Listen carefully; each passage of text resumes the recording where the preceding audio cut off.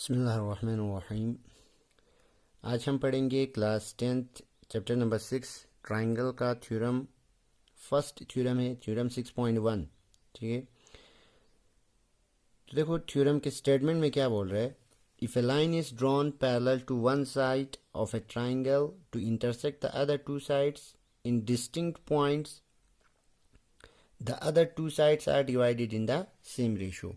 ठीक है, हमारे पास एक ट्राइंगल गिवन है, उसमें एक लाइन जो है वो थर्ड साइड का, ट्राइंगल के थर्ड साइड के क्या है, पैरेलल गिवन है। ठीक है, तो वो लाइन जो है क्या करेगा, डिवाइड करेगा उस ट्राइंगल के दो साइड्स को इक्वल रेशो में या सेम रेशो में डिवाइड करेंगे। ठीक है, हम यहाँ पे बना के दिखाएंगे आपको फिगर। तो देखो इस थ्योरम का नाम भी है बेसिक प्रोपोर्शनैलिटी थ्योरम बोलते हैं इसको। ठीक है, शॉर्टकट में हम क्या बोलते हैं, बीपीटी भी बोलते हैं। ठीक, बेसिक प्रोपोर्शनैलिटी थ्योरम या बीपीटी या तो थेल्स थ्योरम बोलते हैं। ठीक है, तो देखो क्या है हमारे पास गिवन है, हमारे पास एक ट्राइंगल गिवन है।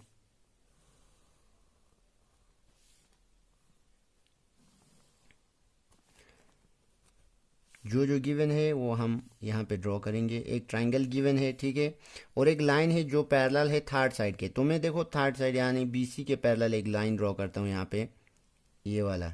ठीक, मान लो ये मैंने डी ई मान लिया पॉइंट। ठीक, डिस्टिंक्ट पॉइंट पे साइड ए बी और ए सी को क्या कर रहा है, इंटरसेक्ट हो रहा है। ठीक है, यही तो बोल रहा है। If a line is drawn parallel to one side of a triangle, एक लाइन जो है पैरेलल है किसी वन साइड के ट्राइंगल के, मींस बीसी के पैरेलल लाइन ड्रॉ किया मैंने, to intersect the other two side, जो दो साइड है उनको इंटरसेक्ट कर रहे हैं एट डिस्टिंक्ट पॉइंट। ठीक, डी एंड ई पे, the other two side are divided in the same ratio. तब बोल रहे हैं थ्योरम में कि ये जो लाइन है तो जो इंटरसेक्ट कर रहे हैं दो साइड को, इनको सेम रेशियो में डिवाइड करेगा। Mean A D upon D B equal आएगा हमारा ए ई अपॉन ई सी का। ठीक है, ये इक्वल आएगा। तो देखो ये इक्वल हमें दिखाना है, यही थ्योरम में प्रूफ करना है कि अगर डी ई पैरेलल है बी सी का तो हमें शो करना है A D upon D B is equal to A E upon E C.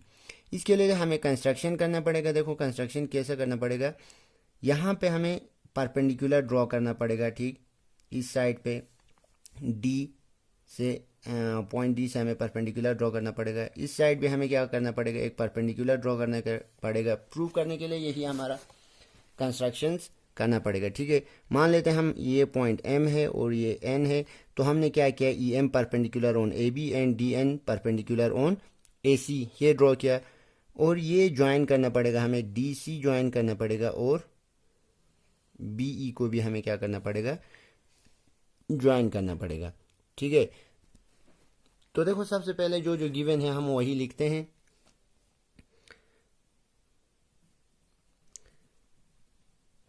Given क्या है हमारे पास, ए triangle A B C in which क्या है, डी ई पैरेलल है बी सी के, in which D E is parallel to B C. ठीक, अब इसके बाद हमने प्रूफ करने के लिए क्या किया, कंस्ट्रक्शन किया।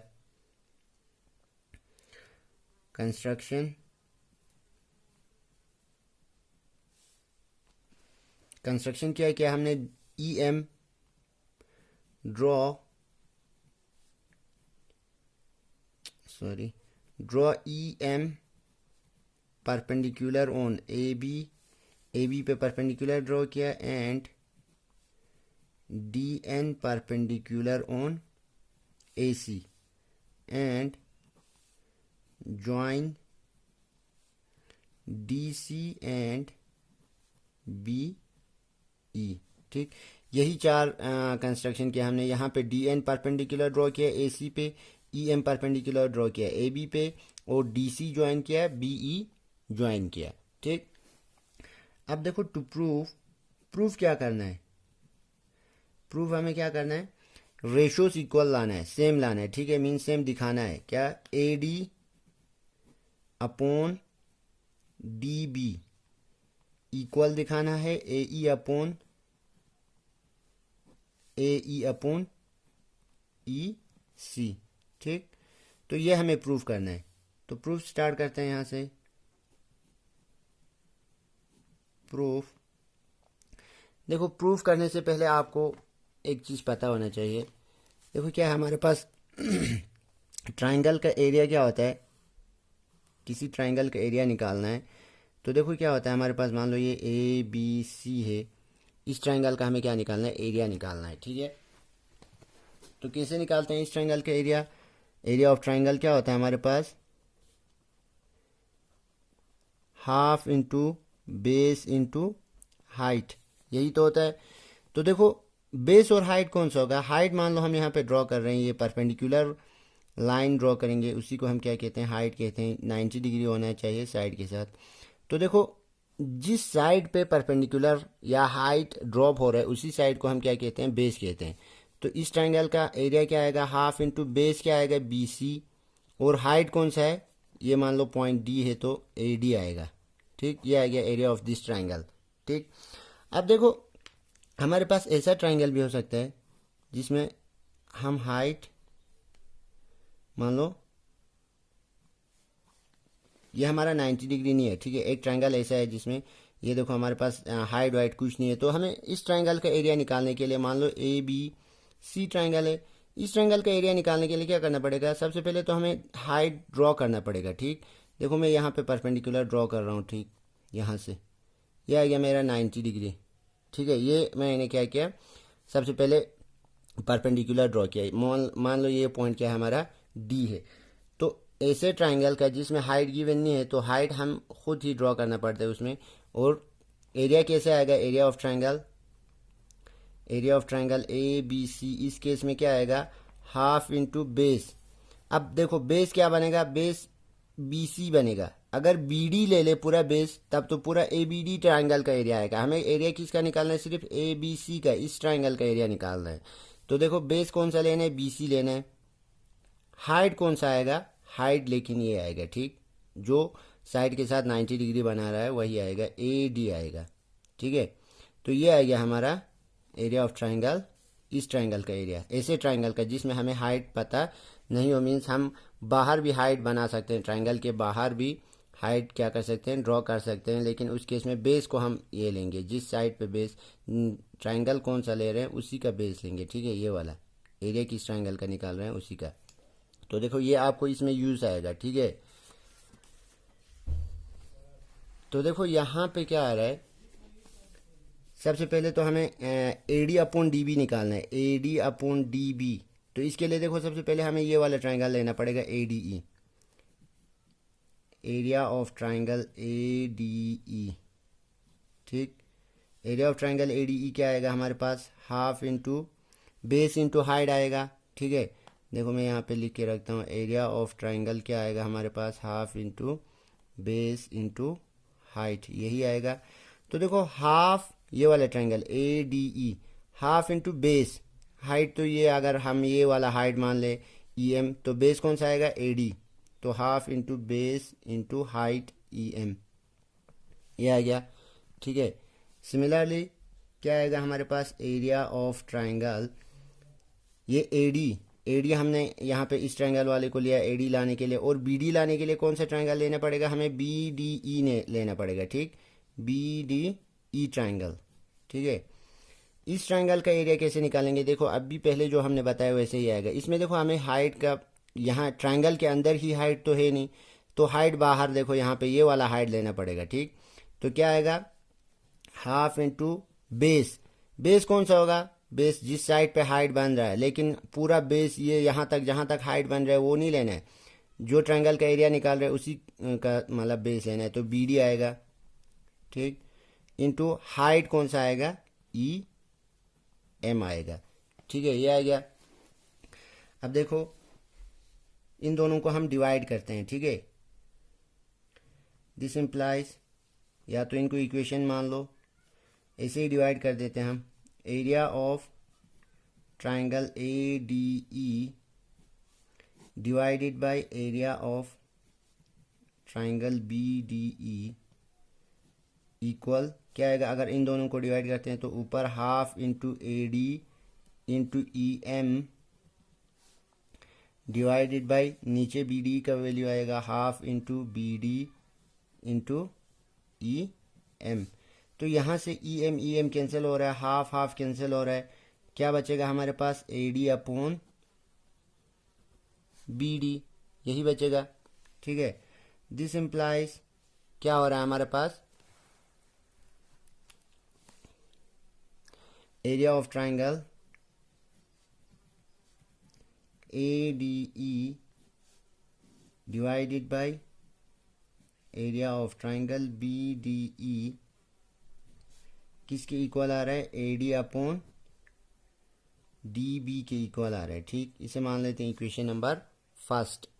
ठीक है, सिमिलरली देखो, सिमिलरली एरिया ऑफ ट्राइंगल, देखो हमें क्या लाना था, A D upon D B लाना था, वो यहाँ से आ गया हमें। अब ए ई और ई सी के बीच में हमें ये रेशो फाइंड करना है, तो ए ई यहाँ आ रहा है और ई सी यहाँ आ रहा है, तो ए ई कौन से ट्राइंगल में आ रहा है, कौन से ट्राइंगल का साइड बन रहा है, फिर से वही ए डी ई का, तो इसी का एरिया निकालते हैं। Area of triangle A D E क्या आएगा, half into base into height, लेकिन देखो ए ई लाना है तो इस बार हमें बेस ये लाना पड़ेगा, इसीलिए हाइट कौन सा बनेगा, डी एन बनेगा। तो हाफ इंटू बेस कौन सा आएगा, ए ई आएगा, और हाइट कौन सा आएगा, अगर हम बेस ए ई ले ले तो हाइट कौन सा बनेगा, डी एन बनेगा। ठीक, ये आ गया। एंड एरिया ऑफ ट्राइंगल, देखो ई सी चाहिए तो हमें कौन सा ट्राइंगल लेना पड़ेगा, सी या ई डी सी। ठीक है, सी डी ई कुछ भी लिखें आप। ठीक, ये ट्राइंगल मतलब हमें ई सी चाहिए, तो ये आ गया। इसका एरिया क्या आएगा, half into base into height. Base क्या आएगा, बेस दोबारा वही जो पहले हमने इस ट्रायंगल में किया था वैसे ही ई सी आएगा बेस। ठीक, या ई सी इंटू हाइट क्या आएगा, हाइट इस बार डी एन लेना पड़ेगा। ठीक है, डी एन, ये आ गया हमारे पास। अब देखो इन दो एरियाज को क्या करेंगे, डिवाइड करेंगे। ठीक है, दोबारा जो हमने पहले किया था, दिस इम्प्लाइज क्या होगा, अगर मैं एरिया को डिवाइड करूं दो ट्राइंगल का, A D E divided by area of triangle C D E, तो क्या आएगा हमारे पास, half into A E into D N divided by half into E C into D N. यहाँ से हाफ हाफ कैंसिल हो जाएगा, डी एन कैंसिल हो जाएगा, क्या बचेगा हमारे पास, ए ई अपॉन ई सी। ठीक है, तो area of triangle A D E divided by area of triangle C D E किसके बराबर आ गया, ए ई अपॉन ई सी के।